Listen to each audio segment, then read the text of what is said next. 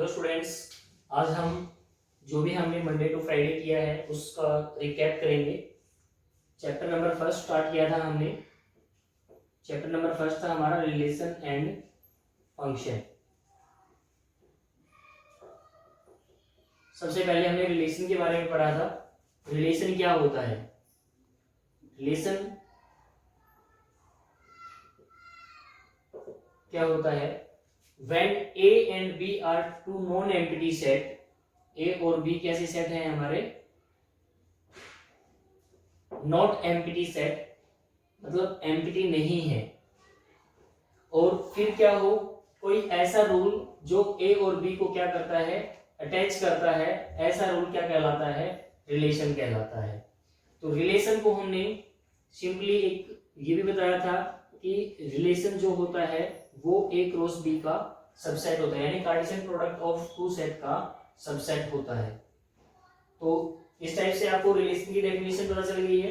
After relation एक example भी कर लेते हैं। रिलेशन जैसे हमने कहा कि रिलेशन आपको दे रखा है ए क्यूब में, और ए बिलोंग्स टू नेचुरल नंबर और ए लेस देन 4 कह रखा है।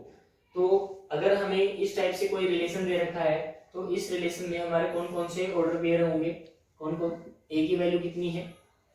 ए की वैल्यू हम 1 रखेंगे, 1 और 1 का क्यूब। फिर हम ए की वैल्यू कहां तक रख सकते हैं? 2, 2 का क्यूब, फिर 3 का क्यूब, फिर 4 का क्यूब। क्योंकि ए की वैल्यू को कहां तक बाउंड किया हुआ है इन्होंने ए की वैल्यू को 4 तक बाउंड किया हुआ है। तो हमारे रिलेशन में ऑर्डर पेयर बन जाएंगे 1 1 का, 2 8 का, 3 27 का और 4 64 का हमारा ऑर्डर पेयर बन जाएगा। इस टाइप से हमारा कोई भी ऐसा रिलेशन, कोई भी ऐसा एसोसिएशन जो ए और बी को अटैच करता है वो क्या कहलाता है? रिलेशन कहलाता है। फिर हमने इसके बाद टाइप्स ऑफ रिलेशन पढ़ा था। टाइप्स ऑफ रिलेशन में 3 हमारी मेन टाइप्स थी जो हमारे एनसीईआरटी में भी इंक्लूड की गई है। 3 हमारे जो प्रीवियस नॉलेज जो हमने प्लस 1 में भी पढ़ा था रिलेशन के बारे में। Types of relation, types of relation, types of relation में फर्स्ट टाइप हमने पढ़ी थी वॉइड रिलेशन। वॉइड रिलेशन कैसा रिलेशन होता है? ऐसा रिलेशन जिसमें कोई भी ऑर्डर पेयर हमारा नहीं बनता, यानी जिसमें हमारा रिलेशन क्या होता है? 5 होता है। तो ऐसे रिलेशन को हम क्या कहते हैं? वॉइड रिलेशन कहते हैं। उसके बाद हमने पढ़ा था यूनिवर्सल रिलेशन। यूनिवर्सल रिलेशन क्या होता है? कि ऐसा रिलेशन जिसमें सारे के सारे ऑर्डर पेयर लाई करें, यानी कि हमारा क्या होगा? ऐसा रिलेशन जो क्या हो, जो इक्वल हो किसके? ए क्रॉस बी के इक्वल हो। ऐसे रिलेशन को हम क्या कहेंगे? यूनिवर्सल रिलेशन कहेंगे। इसके बाद हमने पढ़ा था थर्ड टाइप का रिलेशन। थर्ड जो रिलेशन था हमारा identity relation. Identity relation, identity relation कैसा रिलेशन था? आइडेंटिटी रिलेशन एक ऐसा रिलेशन होता है जिसमें कोई भी एलिमेंट हो सेट का वो खुद के साथ रिलेशन होना चाहिए उसका। क्या क्या डेफिनेशन दी थी इसकी आइडेंटिटी रिलेशन की? Relation is said to be identity if every element of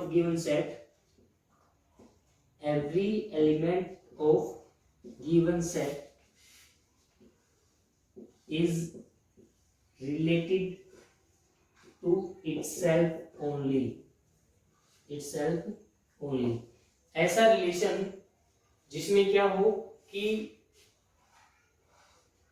कोई भी एलिमेंट हो सेट का वो खुद के साथ ही रिलेट होना चाहिए। जैसे मैं यहाँ पर आपको 2-3 टाइप के रिलेशन दे रहा हूं।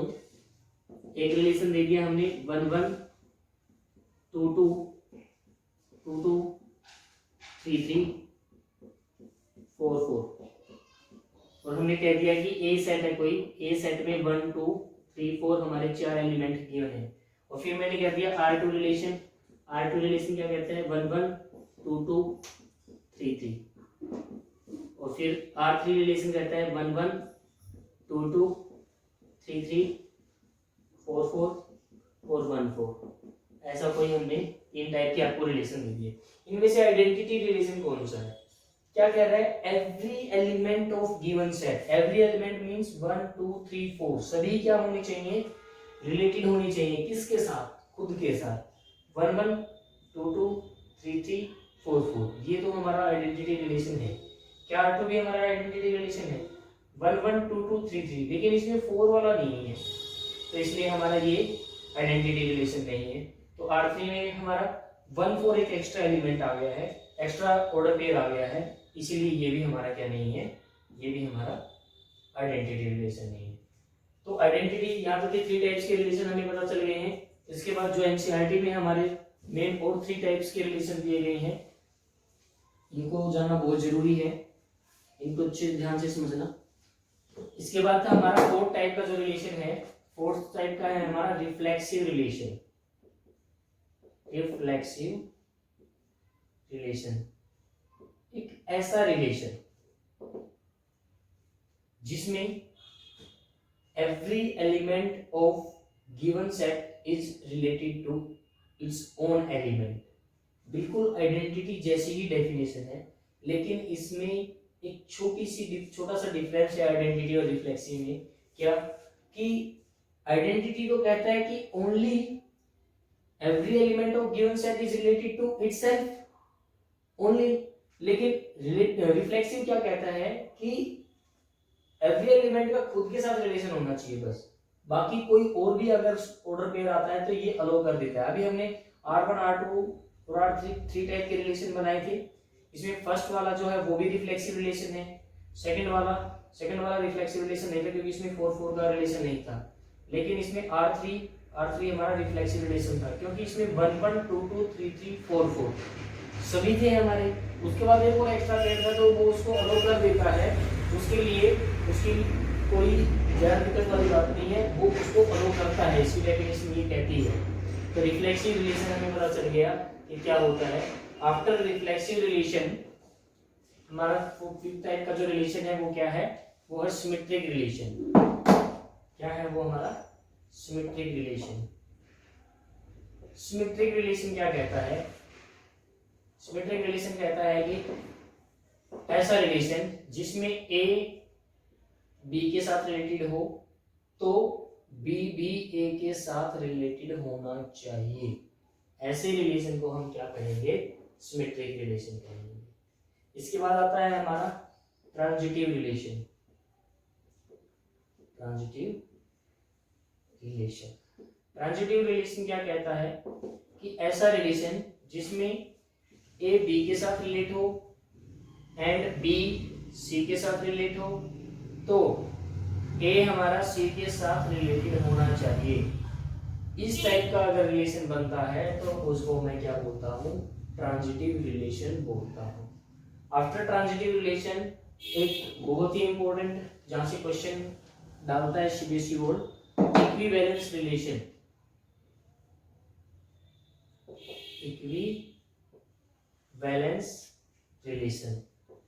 इक्विवेलेंस रिलेशन क्या होता है?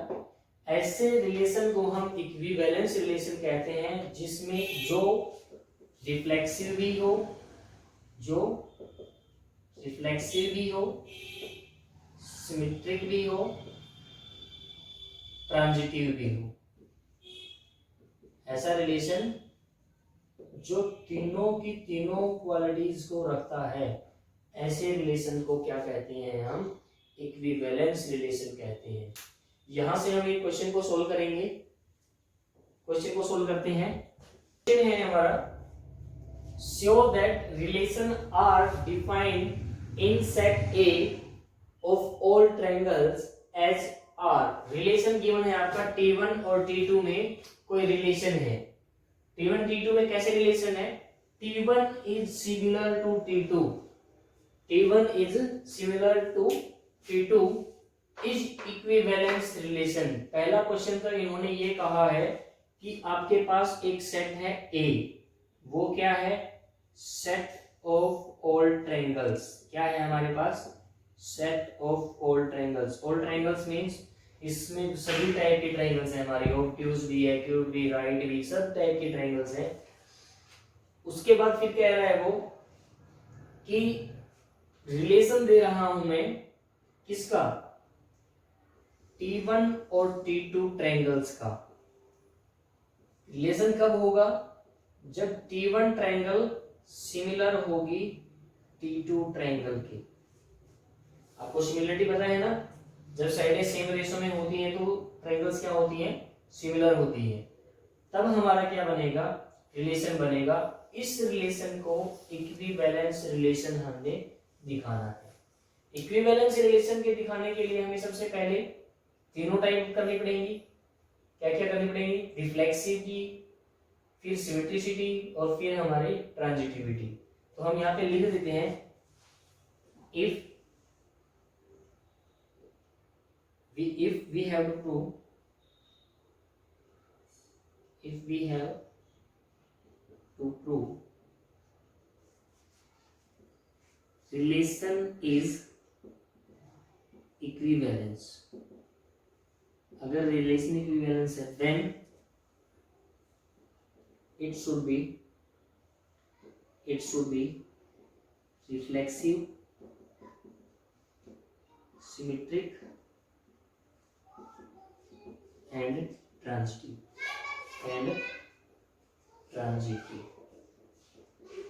ये करना है हमें। फिर पहला पार्ट आ गया हमारा रिफ्लेक्सिविटी। सबसे पहला पार्ट हम इसको रिफ्लेक्सिविटी हम इसमें प्रूव करेंगे। तो रिफ्लेक्सिव क्या कहता है रिलेशन? रिफ्लेक्सिव कहता है कि every element of a set is related to itself.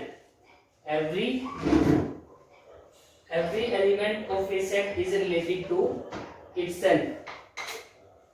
तो उसमें क्या करेंगे हम? उसमें हमारे पास रिलेशन गिवन है, हम यहाँ पे कहेंगे कि T1 is related to T1। हर हमारा T1 के साथ रिलेट होगा, यानी कि कोई भी ट्रायंगल होगी वो खुद की ट्रायंगल के बराबर सिमिलर होगी या नहीं होगी, क्योंकि उसकी साइड सेम रेशो में हो जाएंगी। cos T1 similar T1, hence relation जो हमारा T1 का है वो क्या करता है?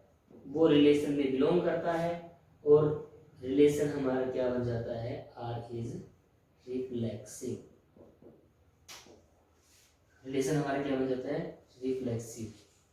हमने क्या किया यहाँ पे? हमने यहाँ पे प्रूव कर दिया कि एवरी एलिमेंट जो है, सभी हमारे जो T1 एलिमेंट है, फॉर ऑल, हम यहाँ पे ये और लिखेंगे for all T1 belongs to A।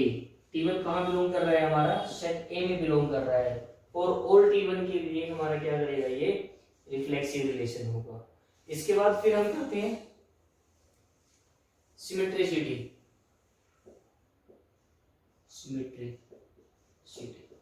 Symmetricity में क्या होता है? If T1 related to T2 then T1 T2 के सिमिलर हो जाएगी। अगर T1 T2 के सिमिलर है तो T2 भी हमारे T1 के सिमिलर हो जाएगी। अगर कोई एक ट्रायंगल दूसरी ट्रायंगल के सिमिलर है तो दूसरी भी पहले के सिमिलर होगी। अगर ये सिमिलर हो गई तो हमारा T2 भी क्या करेगा? T1 के साथ रिलेट करेगा। T2 भी हमारा T1 के साथ रिलेट करेगा। अगर T2 T1 के साथ रिलेट कर गया तो हमारा क्या बन जाएगा? हमारा hence R is symmetric। Relation हमारा सिमेट्रिक हो जाएगा। उसके बाद आता है ट्रांजिटिव।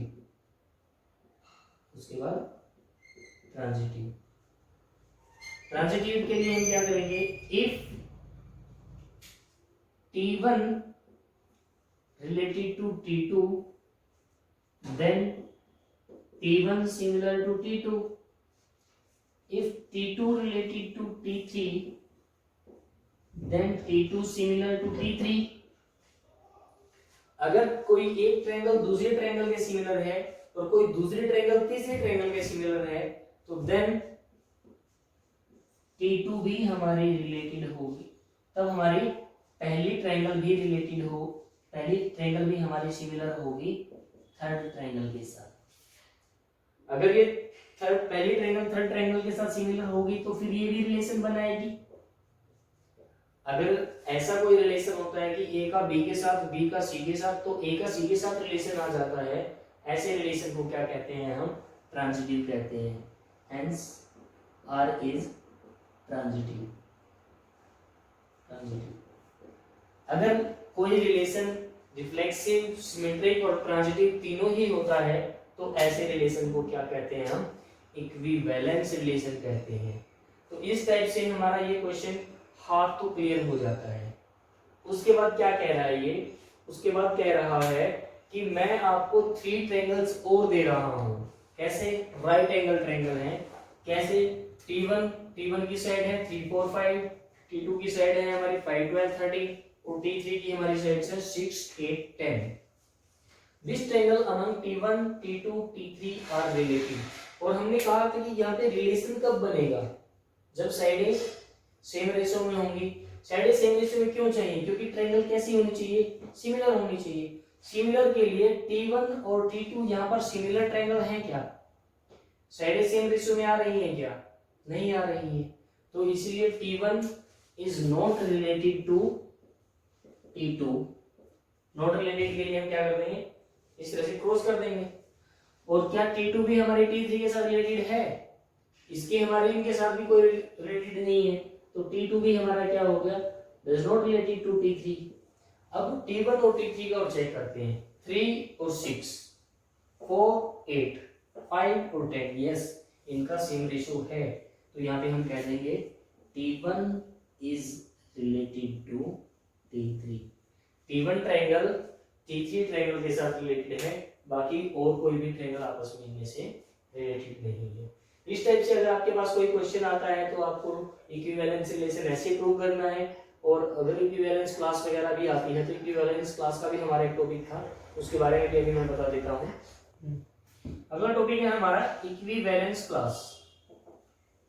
इक्विवेलेंस क्लास में क्या होता है? इक्विवेलेंस क्लास के लिए रिलेशन का इक्विवेलेंस होना जरूरी है। सबसे पहले तो रिलेशन का इक्विवेलेंस होना जरूरी है। इक्विवेलेंस रिलेशन होने के बाद फिर हमें जिस भी एलिमेंट का इक्विवेलेंस क्लास निकालते हैं उसको हम इस तरह से क्लोज ब्रैकेट के अकॉर्डिंग शो करते हैं। उसका हमने ये देखना है कि रिलेशन में वो किस किस के साथ रिलेटेड है। Set of all those element which is belonging to A, वो क्या कहलाता है हमारे लिए? इक्विवेलेंस क्लास कहलाता है। ठीक है। अगर किसी क्वेश्चन के अंदर आता है तो ये एक्स्ट्रा एक नंबर के लिए डाल दिया जाता है, तो साथ में हमें इक्विवेलेंस प्रूव करने के बाद इक्विवेलेंस क्लास निकाल के दिखानी पड़ेगी कोई किसी भी एलिमेंट की। Next topic is function. क्या होता है function? If A and D are two non empty set, non empty set, A और बी हमारे दो नॉन एम्प्टी सेट हैं, then function from A to B कब कहा जाएगा? When each element of A, each element of set A has unique image in set B। क्या कहना चाह रहा है ये कहना चाह रहा है कि सेट A का हर एक एलिमेंट की हमारी इमेज होनी चाहिए। और कैसी होनी चाहिए? एक यूनिक इमेज होनी चाहिए, यानी कि एक एलिमेंट की एक ही इमेज होनी चाहिए। यहाँ पे मैं शो करता हूँ मैपिंग। ए और बी हमारे पास कोई दो सेट है, 1 2 3 4। यहाँ पे हमारे पास एक्स वाई जेड डब्ल्यू, 1 का एक्स के साथ, 2 का एक्स के साथ, 3 का वाई के साथ, 4 का जेड के साथ, ऐसा भी हमारा रिलेशन, ऐसा भी हमारा फंक्शन हो सकता है। अगर मैं कहूँ कि ये हमारा इसके साथ कनेक्ट है, तब भी हमारा ये फंक्शन होगा, क्योंकि फंक्शन क्या कह रहा है, ईच एलिमेंट ऑफ ए के हर एक एलिमेंट की इमेज है, क्या यूनिक इमेज है क्या, 1 की एक ही इमेज है, 2 की भी एक ही इमेज है, 3 की भी एक ही इमेज है, 4 की भी एक ही इमेज है। अगर 2 हमारा यहाँ के बजाय यहाँ कनेक्ट हो, 2 की तो एक ही इमेज है ना x, 1 की भी एक ही इमेज है x, मतलब यहाँ पर हम ये कहना चाह रहे हैं कि एक एलिमेंट की ऐसी 2 इमेज बन गई तो वो फंक्शन नहीं होगा, एक एलिमेंट की एक ही इमेज होनी चाहिए। ऐसी टाइप की मैपिंग को हम क्या कहेंगे, फंक्शन कहेंगे। ओके, आफ्टर दिस हमने कुछ बेसिक टाइप ऑफ फंक्शन किए थे, जैसे मॉडुलस फंक्शन किया था। मॉडुलस फंक्शन का ग्राफ बनता है वी शेप का, और फिर हमने मॉडुलस के बाद ग्रेटर इंटीजर फंक्शन किया था। मॉडुलस का ग्राफ हमेशा इस टाइप से बनेगा, वी शेप से। फिर हमने किया था मॉडुलस के बाद greater integer function. Greater integer function कैसा बनता है, ग्रेटर इंटीजर फंक्शन इस टाइप से बनता है हमारा, ठीक है, इस टाइप से हमारा ग्रेटर इंटीजर फंक्शन था। इसके बाद फिर हमने फ्रैक्शनल पार्ट फंक्शन किया था। फ्रैक्शनल पार्ट फंक्शन का हमारा ग्राफ ये वाला था, इस टाइप से हमारे फ्रैक्शनल फंक्शन का ग्राफ था। और फिर हमने लॉगरिथम फंक्शन किया था, और फिर हमने एक्सपोनेंशियल फंक्शन किया था। इनका भी हमें पता है कि ग्राफ किस टाइप से बनता है। एक्सपोनेंशियल फंक्शन का ग्राफ इस टाइप से बनता है, और लॉगरिथम का ग्राफ हमारा इस टाइप से बनता है। ये हमारे एक्सपोनेंशियल और लॉगरिथम फंक्शन के ग्राफ बनते हैं। फिर हमने ट्रिगो अपने प्लस वन क्लास में भी पढ़ लिया होगा, उसके ग्राफ वहाँ पे पढ़ लिए होंगे। ये जस्ट बेसिक नॉलेज के लिए हमारे लिए जरूरी है, लेकिन मेन जो टाइप है फंक्शन की वो अभी स्टार्ट करते हैं, that is kind of function. Kind of function में फर्स्ट जो टाइप है हमारी वो है वन वन फंक्शन। ऐसे फंक्शन को हम वन वन फंक्शन कहते हैं जिसमें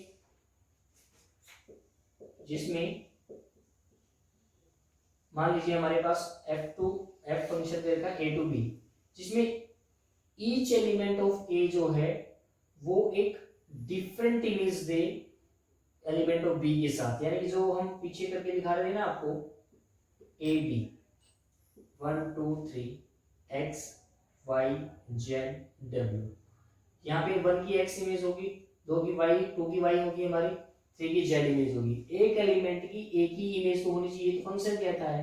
और वन वन फंक्शन ये कहता है कि एक जो इमेज है वो किसी दो एलिमेंट की नहीं होनी चाहिए, एक इमेज एक ही एलिमेंट की होनी चाहिए। ये हमारे लिए इसके लिए अलग हर एक एलिमेंट ऑफ ए के लिए एक इमेज तो होनी ही चाहिए, लेकिन एक डिफरेंट इमेज होनी चाहिए। ऐसे टाइप की मैपिंग को हम क्या कहते हैं, वन वन फंक्शन कहते हैं। अगर वन वन फंक्शन के बाद फिर नेक्स्ट टाइप जो आती है वो हमारी आती है many one function. Many one function क्या होता है,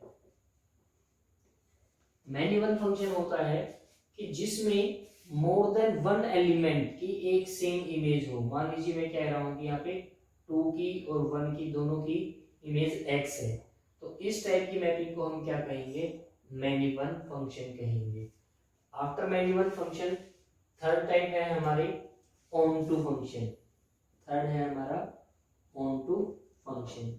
ऐसा फंक्शन जिसमें हमारे पास D में कोई भी कोडोमेन में कोई भी एलिमेंट ऐसा नहीं रहना चाहिए जो A के साथ कनेक्ट ना हो, जिसकी प्री इमेज ना मिले A में।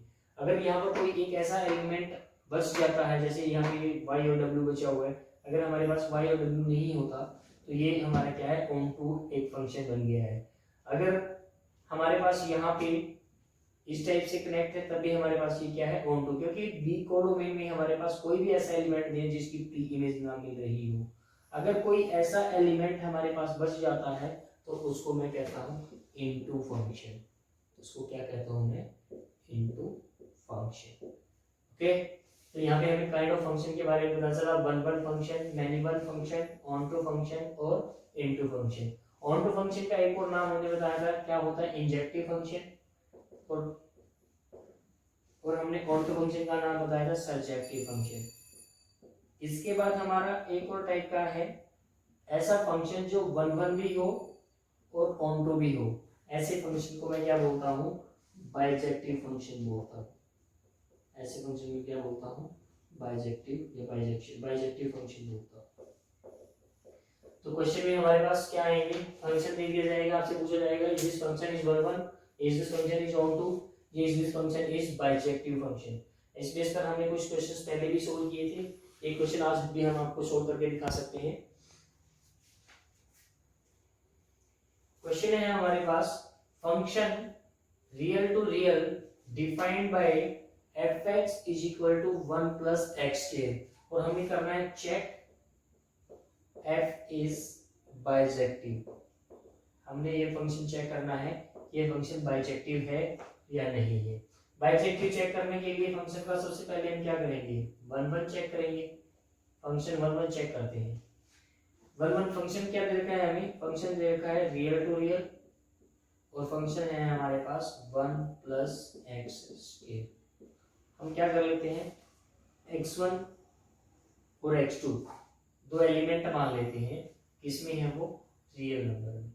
अगर हमने ऐसा मान लिया तो fx1 equal to fx2 suppose कर लिया हमने। फिर क्या किया, 1 प्लस x1 का scale is equal to 1 plus x2 का स्केल। 1 से 1 कैंसिल हो जाएगा हमारे यहाँ पे, और यहाँ पे अगर हम इसको इधर ले आते हैं तो x1 का स्केल माइनस x2 का scale is equal to 0।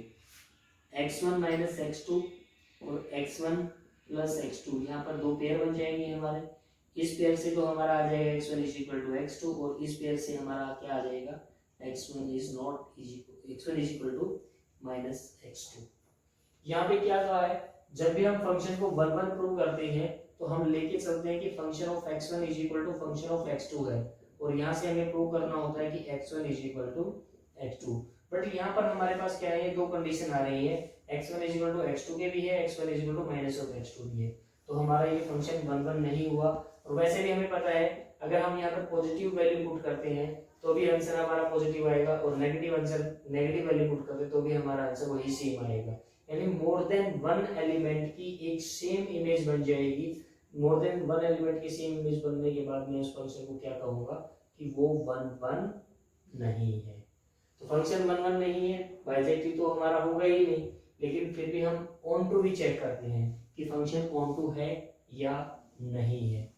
Function on to के लिए देखिए कि यहाँ पे हमारे पास क्या है, यहाँ पे हमारे पास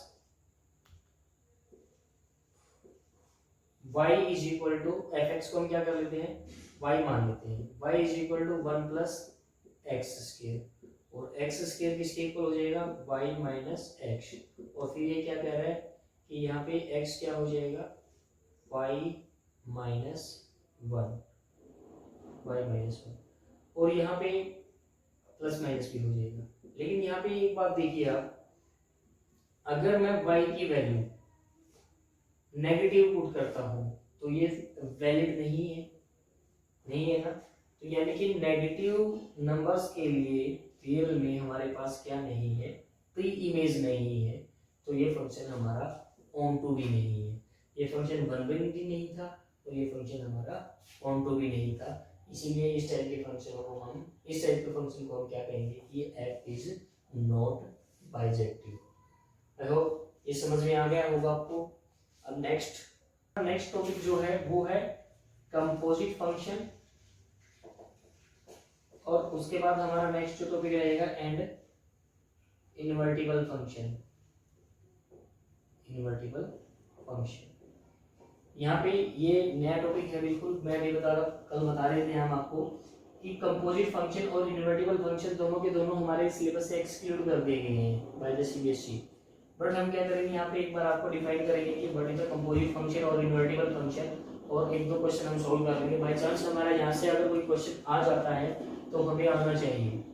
कंपोजिट फंक्शन क्या होते हैं, कंपोजिट फंक्शन होते हैं जिसमें हमारे फंक्शनों को क्या करना है, कंपोज करना है, यानी एक दूसरे को हमने ऐड करना है। जैसे हम कह देते हैं कि आपको निकालना है यानी FOF, ये इस तरह से है। इसका मीनिंग क्या है, इसका मीनिंग है हमारा कि फोक जब भी हमने निकालना है f(g(x) फंक्शन निकालना है, और यहाँ पे क्या हो जाएगा, g(f(x) हमें निकालना है। ये क्या हो जाएगा, एफ ऑफ एफ एक्स हमें निकालना है। निकालना कैसे है वो अभी हम आपको बताएंगे। ये क्या है, एफ ऑफ ऑफ, और इसको भी हम आगे क्या लिखेंगे, F of f x of f x. इस टाइप से हम इसको सोल्व करते हैं। एक एग्जांपल लेते हैं कि एफ एक्स को हमने मान लिया एक्स, एफ एक्स को हमने मान लिया एक्स स्क्वायर मान लिया, और हमने जी एक्स को मान लिया एक्स प्लस 5। अब हमने फोग निकालना है। क्या निकालना है, हमने फोग निकालना है। तो फोग कैसे निकलेगा हमारा, f of g x. G x कितना है अपना, जी एक्स है एक्स प्लस 5। तो फंक्शन में हम क्या कर देंगे, एक्स प्लस 5। फंक्शन अपने एक्स का क्या करता है, फंक्शन अपने एक्स पे स्केयर लगाता है, क्योंकि यहाँ पे एक्स स्केयर लिखा है ना।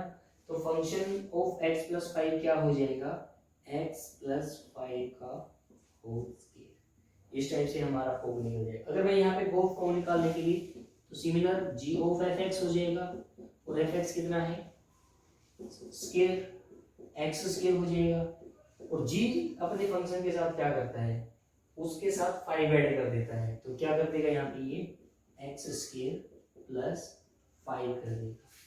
इसी टाइप से हम एफ भी निकाल सकते हैं, एफ ओ एफ भी वगैरह सब हम निकाल सकते हैं। तो कंपोजिट फंक्शन में हम इस टाइप से निकालते हैं। अगर हमारे पास दो फंक्शन है फोग, एफ और जी एक्स, एफ और जी एक्स। अगर हमारा फोग फंक्शन कोई आइडेंटिटी फंक्शन बनाता है, आइडेंटिटी फंक्शन बनाता है, तो हम क्या, या हमारा कोई गो फंक्शन हमारा क्या बनाता है, आइडेंटिटी फंक्शन बनाता है, तो उस फंक्शन को हम क्या बोलते हैं कि उस फंक्शन में हम f is the inverse of g और g is the inverse of f हम बोलते हैं। कैसे, देखो आप लोगों ने पहले भी किया होगा, 5 मल्टीप्लाई 1/5 इज इक्वल टू 1, ऐसा होता है। तो 5 और 1/5 क्या है एक दूसरे के, जब भी ये आइडेंटिटी हमें आंसर देते हैं तो ये एक दूसरे के रेसिप्रोकल हैं, यानी इनवर्स हैं। तो यहाँ पर भी अगर फोग ने हमें आई एक्स दिया या आई वाई दिया, तो वो क्या हो गए, आइडेंटिटी फंक्शन हो गए। आइडेंटिटी फंक्शन हो गए तो f of the inverse of g और g is the inverse of f। तो जब भी हमें इन्वर्टिबल फंक्शन निकालना होगा तो हम फोग x और गोफ x निकाल देंगे। तो अगर हमारा वो आइडेंटिटी निकल जाता है तो हम क्या कहेंगे, f is the inverse of g। तो g का इनवर्स निकालना है तो f निकल जाएगा। तो हम इस टाइप से इन्वर्टिबल फंक्शन निकाल पाएंगे। लेकिन एक बात और हम आपको यहाँ पे बता रहे हैं, अगर फोग और गोफ एग्जिस्ट करेंगे तो कैसे एग्जिस्ट करेंगे, उसके लिए भी एक बात ध्यान रखनी है कि हमारा अगर फोग फंक्शन एग्जिस्ट करेगा, अगर फोग एग्जिस्ट करेगा तो उसके लिए हमें एक बात ध्यान रखनी है। क्या ध्यान रखनी है कि ये फंक्शन क्या है, f ऑफ जी एक्स है, और जी एक्स में जो भी हमारा क्या होगा, डोमेन होगा, हम उसमें पुट कर पाएंगे। मान लीजिए हमारे पास फंक्शन क्या था, फंक्शन हमारे पास एक्स स्क्वायर था, और हमारे पास यहाँ पे क्या है, जी एक्स था, हमारे पास एक्स प्लस 5। तो यहाँ पे डोमेन क्या है इसकी डोमेन है हमारे पास रियल नंबर। यहाँ पे रेंज है हमारे पास क्या, रेंज भी हमारे पास ओनली पॉजिटिव नंबर आ रही है। रेंज हमारी पॉजिटिव नंबर आ गई, 0 से लेकर पॉजिटिव इंफिनिटी तक आ गई है। और यहाँ पे domain of the g x कितना है, डोमेन हमारा ये भी रियल नंबर आ गया, और रेंज हमारा क्या रहेगा, ये रेंज भी हमारा रियल नंबर हो गया। तो यहाँ पे हमने क्या कहा था, यहाँ पे हमने कहा है कि हमारा जो फोग एग्जिस्ट करेगा, अगर जी एक्स है हमारा, तो जी एक्स की हम डोमेन कुछ भी रख सकते हैं। अगर डोमेन हमारा कुछ भी रखेंगे तो हमारी रेंज, हमें रेंज क्या मिलेगी, रेंज भी हमारा रियल मिलेगी।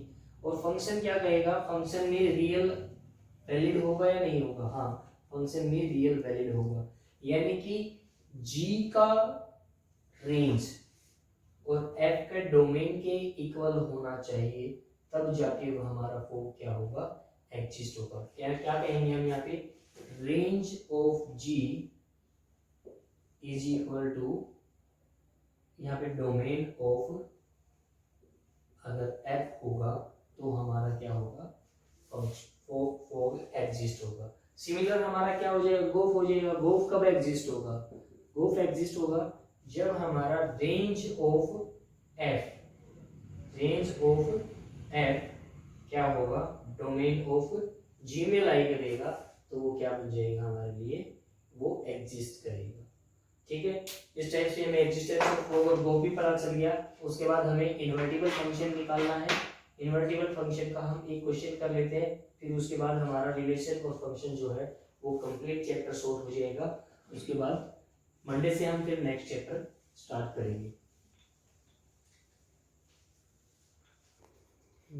ये क्वेश्चन है हमारा, consider function is R positive to close है हमारा 4 to infinity given by function of x हमें गिवन है, फंक्शन ऑफ एक्स गिवन है x square plus 4, so that f is invertible with inverse of f inverse of f given by f inverse y is equal to under root y minus 4, where r plus is the set of all real, all non-negative real number, non-negative real number। यानी कि यहाँ पे इन्होंने हमें function दिया हुआ है, function की डोमेन क्या है हमारी, फंक्शन की डोमेन है हमारे r प्लस, और रेंज क्या, कोडोमेन क्या है हमारे पास, कोडोमेन है हमारे पास 4 टू इंफिनिटी।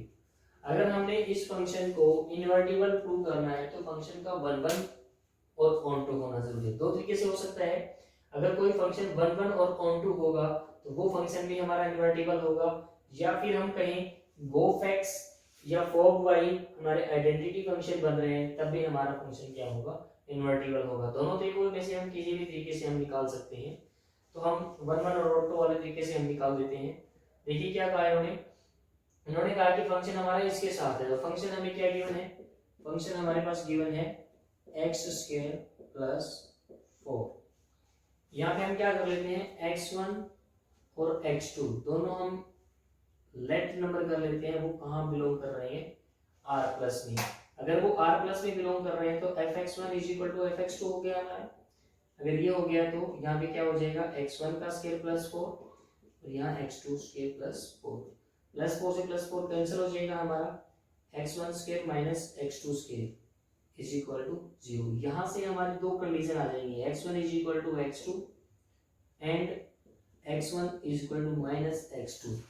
और ये पेयर तो आपका लाई ही नहीं करता, ये पहले ही कह रहा है कि दोनों के दोनों नंबर कैसे हैं हमारे, पॉजिटिव हैं, तो ये हमें रोकेगा नहीं, तो हमारे लिए ये पेयर वैलिड होगा और ये पेयर वैलिड होगा। तो x1 is equal to x2, हमने function fx1 is equal to fx2 माना था और x1 is equal to x2 हो गया, तो हम कह सकते हैं hence f इज 1 1, फंक्शन हमारा क्या हो गया, 1 1 हो गया। अब ऑन टू के लिए देखिए, ऑन टू के लिए हम क्या देखते हैं, ऑन टू के लिए हम देखते हैं कि जो y है, y belongs to 4 to infinity, कि यहाँ पे हमारा ऐसा कोई एलिमेंट नहीं होना चाहिए जिसकी प्री इमेज हमारे यहाँ नहीं मिलती। देखो fx को हम क्या कर लेंगे, y कर लेंगे, y is equal to x square plus 4 और x की वैल्यू निकाल लेंगे हम y माइनस 4 और यहाँ पे ये क्या आ जाएगा, अंडर रूट आ जाएगा। अब यहाँ पे ये देखिए क्या कह रहा है ये, कि हम यहाँ प्लस माइनस लेंगे, लेकिन x क्या कह रहा है, x हमारा r पॉजिटिव लाई कर रहा है तो नेगेटिव हम नहीं लेंगे, पॉजिटिव ही रहेगा ये हमारा। तो यहाँ पे y की वैल्यू कहाँ से बिलोंग कर रही है, y की वैल्यू बिलोंग कर रही है 4 से लेकर इन्फिनिटी तक। अगर मैं y की वैल्यू 4 रखता हूँ तो आंसर 0 आ जाएगा। 4 के अलावा हम यहाँ पर कोई भी वैल्यू रखते हैं वो सारे के सारे के लिए हमारी प्री इमेज x में मिलेगी और पॉजिटिव मिलेगी, पॉजिटिव हमारा इसमें लाई करेगा ही करेगा। तो हमारे पास कोडोमेन में ऐसा कोई एलिमेंट नहीं है जिसकी हमारे पास प्री इमेज ना हो, सबकी प्री इमेज है, तो फंक्शन हमारा क्या हो जाएगा, ऑन टू हो जाएगा। इस टाइप के फंक्शन को हम क्या कहेंगे, 1 1 एंड ऑन टू हो गया तो फंक्शन क्या होगा, इन्वर्टेबल भी होगा। यहाँ पे क्या कहेंगे हम, every y belongs to have pre-image in x कहेंगे, या फिर हम in x belongs to r positive भी कह सकते हैं। अगर ऐसा हो गया तो hence function is onto. अगर फंक्शन 1 1 एंड ऑन टू है तो function is invertible also, invertible also. Function invertible हो गया। अगर फंक्शन इन्वर्टिबल हो जाता है तो हम क्या कहेंगे, हम कहेंगे कि जो एफ इनवर्स है वो हमारा क्या हो जाएगा, ये वाला हो जाएगा। एक्स को हम क्या कह देंगे, ये हमारा एफ इनवर्स हो जाएगा। एफ इनवर्स क्या आ जाएगा, एफ इनवर्स वाई आ जाएगा हमारा रूट वाई माइनस 4। यही हमने प्रूव करना था कि एफ इनवर्स वाई जो होगा वो क्या होगा, हमारा रूट वाई माइनस 4 होगा। तो इस टाइप से हमारा जो इन्वर्टिबल फंक्शन होगा, इन्वर्टिबल फंक्शन का भी हमने क्वेश्चन करा दिया आपको और कंपोजिट फंक्शन भी हमने पढ़ा दिया आपको। इस टाइप से हमारा फर्स्ट चैप्टर बिल्कुल कंप्लीट हो जाता है। और इससे कोई भी डाउट होंगे तो कोई भी स्टूडेंट मुझसे कांटेक्ट करके पूछ भी सकते हैं सर, कोई क्वेश्चन में डाउट आता है तो। Thank you for